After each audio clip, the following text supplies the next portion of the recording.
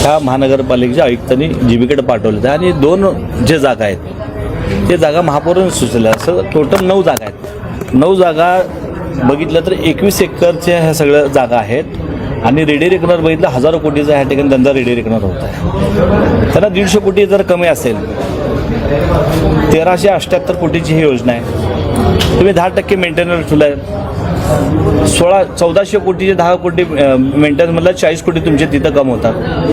तुम्ही सुवर्ण योजनेचा त्या ठिकाणी 90 कोटी त्याला पकडल्यात. ते 2 जरी तुम्ही वगळलेत तरी मी तुमचे 150 कोटी कवर होतात. त्या 150 कोटीसाठी ह्यांनी सोलापूर शहरातले भूखंड विकास काढलाय, विकसित करायला चाललाय. त्याला प्रचंड विरोध हा आमच्या महाविकास आघाडीचा आहे. या ठिकाणी आता शिवसेना आहे, मनसे आहे, कम्युनिस्ट पक्ष आहे, आप पार्टी आहे, काँग्रेस आहे.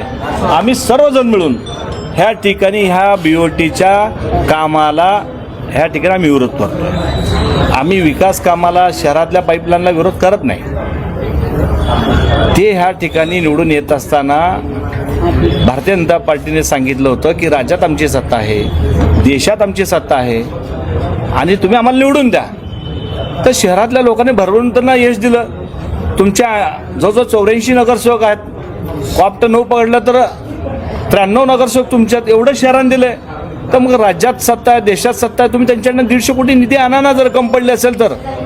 ह्याकरता तुम्ही ह्या ठिकाणी असा घाट बांधणं आणि अशा प्रकारे चुकीच्या आरक्षण सगळ्या त्या ठिकाणी जागेवर असताना चुकीचा विषय आणणं आमचा त्याला सगळ्यांचा विरोध राहणार आहे. उद्याच्या बोर्डामध्ये आम्ही महापौर असेल, आयुक्त असेल, जे पालकमंत्री सांगून गेले विषय करावाच लागेल. जर चुकीचं काम केलं तर महाविकास आम्ही रस्त्यावर आल्याशिवाय राहणार नाही. एवढंच नाही तर आम्ही कोर्टात देखील जाऊ आणि सोलापूर शहरातले गार्डन असतील, शाळा असतील, बगीचा असतील वाचवण्याचा ह्या ठिकाणी आम्ही प्रयत्न करू आहेत. हे चुकीचे विषय आणलेत, त्यांना कळत नसेल, समजत नसेल. तुम्ही सगळे बघा, सगळे विषय अजेंडावरचे सगळ्या विषय ह्या ठिकाणी आरक्षित जागेचे आहेत. एकतर तुम्ही आरक्षण बदलायला पाठवलं पाहिजे होतं.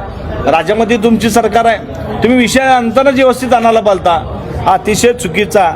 आणि भारतीय जनता पार्टीला माझा सवाल आहे. भारतीय जनता पार्टीचे अध्यक्ष जे आहेत आमच्या महिला भगिनी, त्यांचा अजेंडा त्यांनी 20-25 महानगरपालिकेत त्यांनी महागा असे विषय आले तर त्याच ते सांगायचे की भूखंड श्रीखंड. मग आता तुम्ही सभा करत आहे, भारतीय जनता पार्टीचा अजेंडा आहे का भूखंड श्रीखंडाचा? मग तुम्ही काय करता? तुम्ही त्यास आम्हाला ज्ञान देत होता. मग असे विषय आल्यानंतर भारतीय जनता पार्टीचे अनेक लोक सिनियर आहेत, त्यांनी विरोध करायला पाहिजे होता. ही आमची अपेक्षा आहे.